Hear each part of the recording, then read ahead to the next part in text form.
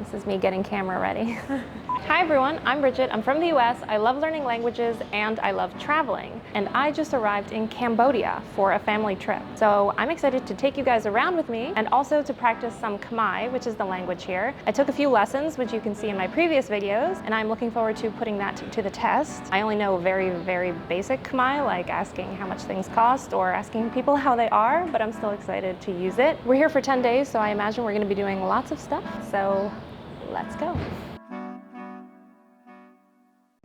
Our journey from New York to Phnom Penh was rife with delays. After a mechanical issue which forced the captain to literally turn the plane off and on again, our trajectory ended up being first a 16-hour flight, then a 5-hour layover, then a 7-hour flight, then a 3-hour layover, and then a 2-hour flight. So we arrived in Cambodia quite a bit tired, but still really excited to take in this new place. We arrived at the hotel, took the most needed of showers, and then went to lunch, where I proceeded to film my first Khmer interaction in the most heinous of camera angles. It was pretty exciting. Americano muy.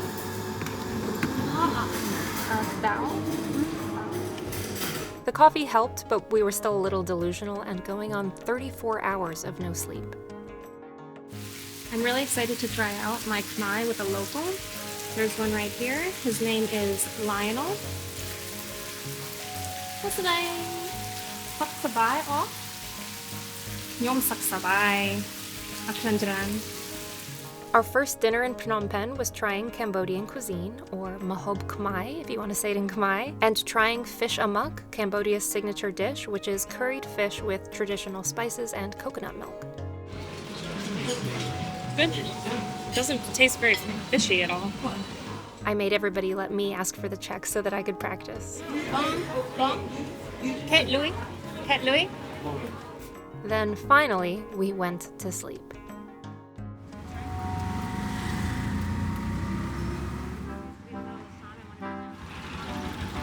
What's name?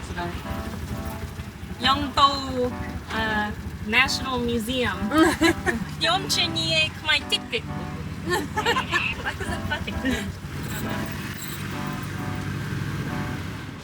We've now arrived at the National Museum, and the building is incredible. Maybe someday I'll be able to read this. I was planning to film inside the museum, but then I saw signs saying no cameras. I'll add a link in the video description if you want to learn more about this museum and its collections. It's about 92 degrees right now, which is really hot, but I'm coming from winter in the US, so I'm loving it. And also, it feels like the humidity is pretty low, so it's not actually so bad. Next up was coffee, of course. Swaste. Oatmeal scone. The Tuk-tuk just approached offering services, and so I said what I thought was no thank you, and then he said, oh, ate, and then I realized that I've been saying no wrong, and I have said it wrong to every Tuk-tuk driver who's approached. Welcome to my nightmare. Pigeons everywhere. We're arriving at the Royal Palace. I assume I'll be able to film in there. Sorry guys. The Royal Palace serves as the official royal residence of the King of Cambodia. There were a number of pavilions and temples and statues.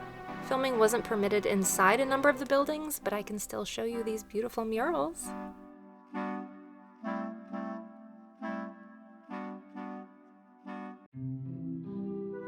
This is a model of Angkor Wat, where we will be going this week.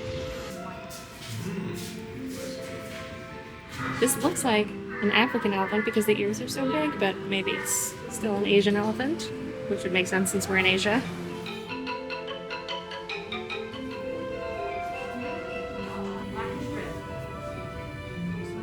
This is showing the different traditional Khmer costumes. It seems that the colors are associated with different days. Sunday red, Monday dark yellow, Tuesday violet.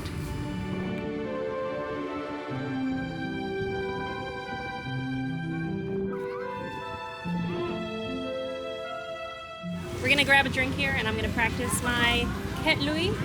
Like, can you give us the bill, Ket Lui?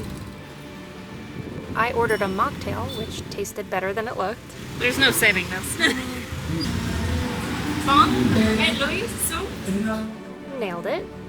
And then it was dinner time. Sosle, pramui nie, nyongnya mui ni, edamame, it's moist, kimchi, We're about to head into a market, the Russian market it's called, and I'm going to practice asking how much things are, how much they cost. My sister just got a coconut water outside, and I asked, but didn't film myself, asking how much it cost. I said, $1, and he said, muy. So I said, how much is it in dollars? And he said, $1. That was all in Khmer. One of my Khmer teachers recommended coming to this market specifically because it's very local, and it would give me a chance to practice my Khmer.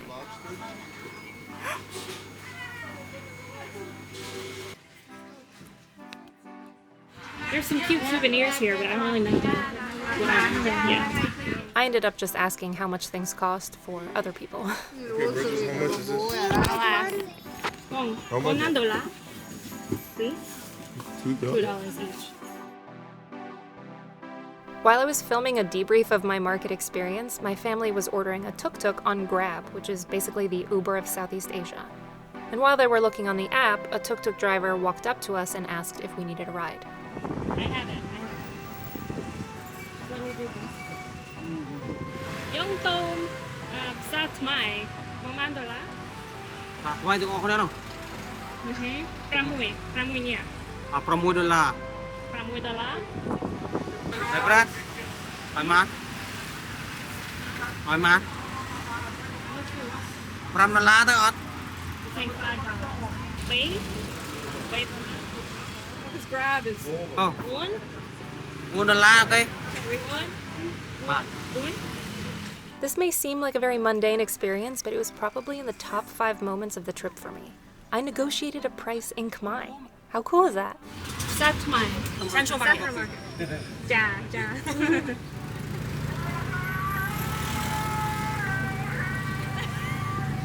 Unfortunately, the tuk-tuk broke down on the way to the market. We're walking the rest of the way to the Central Market.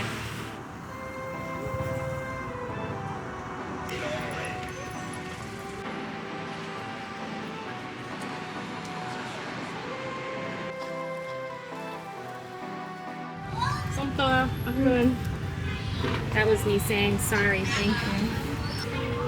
We just tried asking what the material of a shirt is, and obviously I don't know how to say that, nor do I know any of the material words, so I wouldn't have been able to understand the answer. So I just asked, like, what is that? What is that? Because I'm touching a shirt. Like, what is this?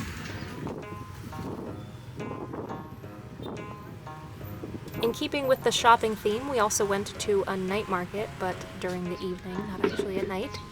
I've gotten so good at Bomandola. It just rolls off the tongue. Bomandola? $8.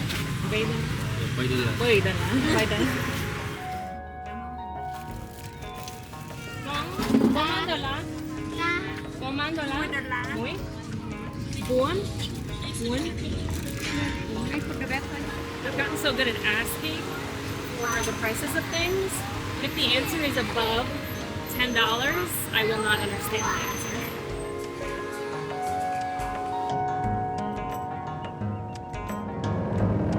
When you're in a tuk-tuk, your hair goes flying, so you have to put a little clip in.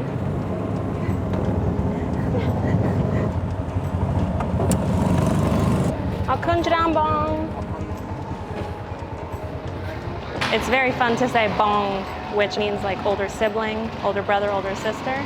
Bong! Bong! People are starting to stare. One kind of interesting thing is that here in Cambodia, they accept US dollars as well as their local currency called riel. But another interesting thing is that they don't accept just any US dollars, they have to be good quality. And my sister just tried to pay for coffee using a $5 bill that had a small, tiny little tear in it, and it got rejected. Weirdly, right after filming about them not accepting money, my sister again tried to pay, this time with a 20, but they didn't take it because of that. There's also the tiniest of tears at the bottom. Side note, I found magnetic earrings, which I have been looking for everywhere, so that's kind of fun for me. When you look up top things to do in Phnom Penh, you will consistently come across two places that might not seem like your typical tourist destination, but which are in reality very important to go to. The first is Tuol Sleng Genocide Museum, which shows the history of a former school which was turned into Security Prison 21, or S21, during the brutal regime of the Khmer Rouge in the 1970s. You walk through the different rooms and learn about the families who were torn apart, those who were detained, interrogated, tortured, and sent off to be executed. This is one of the most tragic and moving places I've ever been. The second place you'll see recommended is Chung Ek Genocidal Center, which was just one of the hundreds of killing fields in Cambodia. Thousands upon thousands of people were killed and then buried at this site in mass graves as part of the genocide carried out by the Khmer Rouge.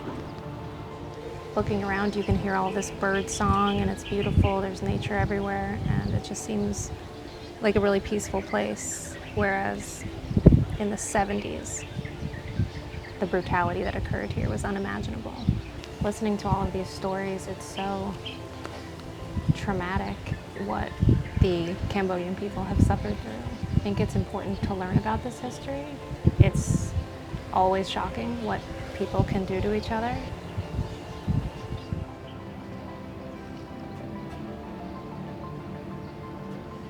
We just got back to the hotel room where we're going to relax for like 20 minutes and then go out to dinner. I've had a lovely time so far. I really like Cambodia more than, not that I thought I would, I just had no expectations going in, and I feel like I'm pleasantly surprised by everything I've seen so far.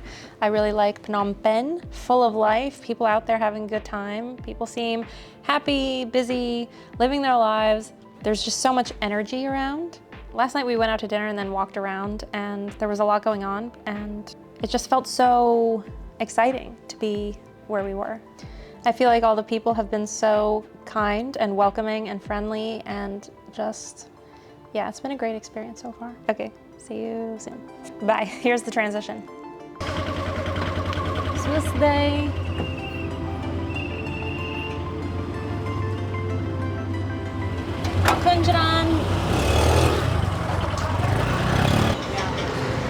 So she's practicing her Khmer. Can you talk to her in Khmer? ជំរាបសួរ ជំរាបសួរ ពួកអូនឈ្មោះអី តែសិរីវឌ្ឍនា ខ្ញុំឈ្មោះ Did you ask me back? No. No. Okay. I just simply said my name. Okay. ខ្ញុំយកមួយនេះ អូមនឆាគ្រឿង ចានិងមួយនេះបនឡេ ចា បនឡេ ឆាប្រគួនប្រេងខ្យង ខ្ញុំអត់ How do you say I don't understand? Oh, យល់អត់យល់ខ្ញុំអត់យល់ this one ចា ចាខ្មែរខលប្រគួន ក្រាគួន ចា ក្រាគួននិងមួយនេះមួយ ចាយក ចាអរគុណ Be sure to subscribe if you haven't already, and stay tuned for my next video where I will be taking you to another place in Cambodia to see some incredible things and practice some more Khmer. Thanks for watching.